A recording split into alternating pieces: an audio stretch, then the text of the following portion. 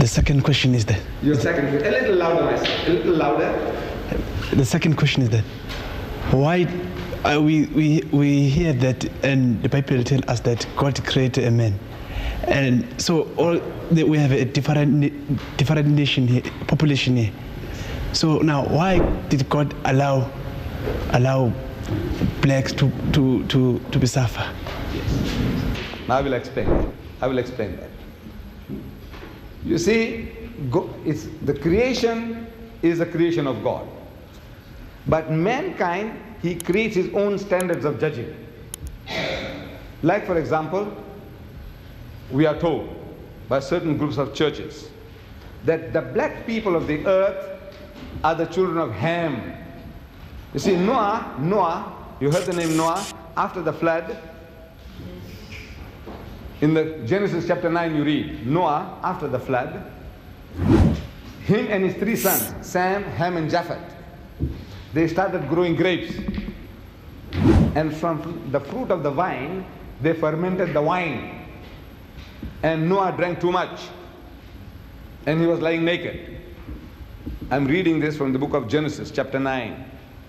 And out of his 3 sons, Sam, Ham and Japheth, Ham saw his father's nakedness. Sprawled out on the ground naked. And it was a big joke for him. So he laughed. Who laughed? Ham. You know how you spell Ham? H-A-M, Ham. Ham. H-A-M, Ham, you also spell for that piece of pig. See? You know the Englishman, he loves ham and eggs. Ham and eggs. How do you spell ham? That's right.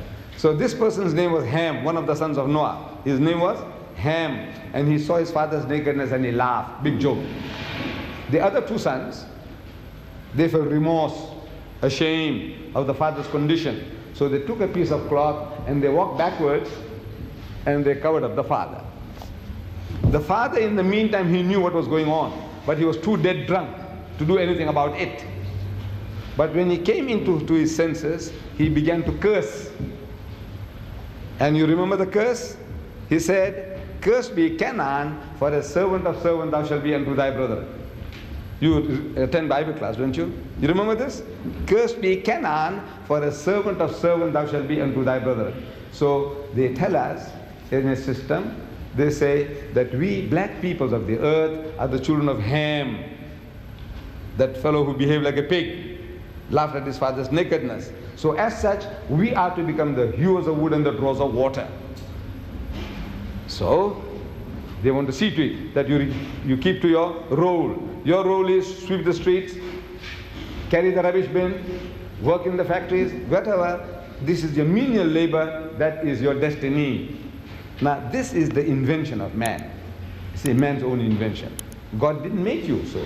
He, as we are told, that he made us in his image. He made everybody upright. He says, he, the Lord, had made man upright. Upright means straight, going straight. So the invention of man, the devilishness in man, is finding excuses to how I can discriminate against you, create theories, weave stories, fairy tales, and around these fairy tales, I find justification for keeping you down. Now, the Holy Quran, this book of God, the Quran, our religious book, it gives us an explanation of the theory of race. And I would like you to judge whether it answers the problems of mankind or not. It says, and I'm quoting in Arabic the original, and I give you the translation. It says, Ya ayyuhan nas, so, O mankind, the whole of mankind, whether Africans, Indian, Chinese, Eskimo, everybody. Ya ayyuhan nas, O mankind, inna khalaqnakum min dhakarin wa unsa. It is we, God Almighty says, we who have created the male and the female. We have created you all of a single pair, a male and a female. وَجَعَلْنَاكُمْ شُعُوبًا وَقَبَائِلًا. And it is we who have made you into nations and tribes.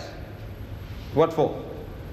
To discriminate against one another? No. It's لِتَعَارَفُوا, that you may recognize one another. This Mr. John is a Zulu, that Mr. John is a Xhosa, that Mr. John is a Swazi, that Mr. John is an Englishman, that Mr. John is a Frenchman, that Mr. John is a German. For the purpose of recognition, he has made you into nations and tribes. But since man has a sickness of wanting to discriminate on false premises, so God Almighty gives us a standard. We all have a tendency to behave like that. All. There is no exception. There is no nation on earth who is an exception to this rule, that everybody wants to create standards of judging other people as inferior to themselves. You said the African just now, and I accept that the African is, in the South African context, he is at the lowest rung of the ladder. Economically, educationally, in the professions, he is at the bottom rung. That we have to agree.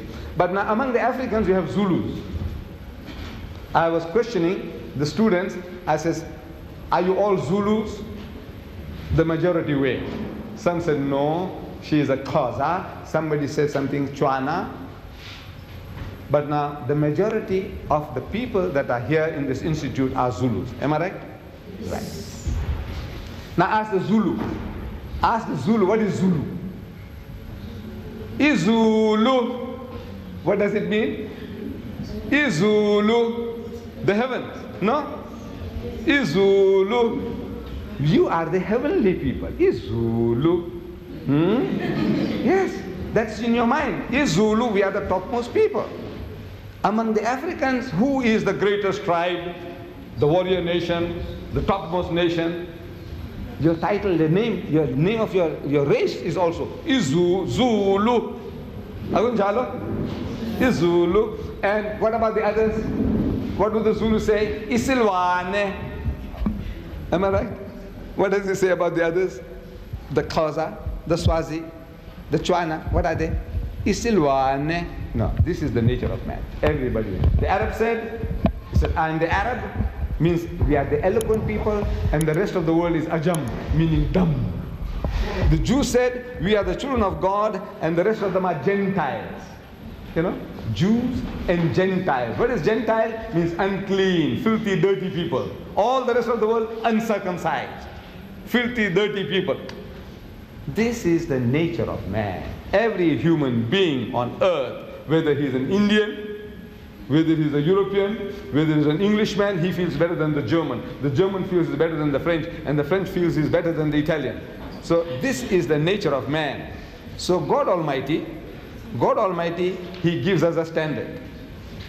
See, since man has the sickness of creating false standards for himself, this Creator, God Himself, He gives us a standard of judging between people. And the judgment is, it says, Inna akramakum indallahi atqakum. So most certainly, the noblest in the sight of God is he who is the best in conduct.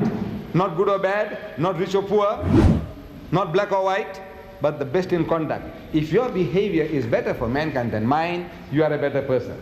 If my behavior is better than yours for mankind, then I'm a better person. It has got nothing to do with your race, your language, your color, or your riches. This is the standard as given by God Almighty in the Holy Quran, standard of judging between one and another. Your behavior, your conduct, your good behavior. Any other question?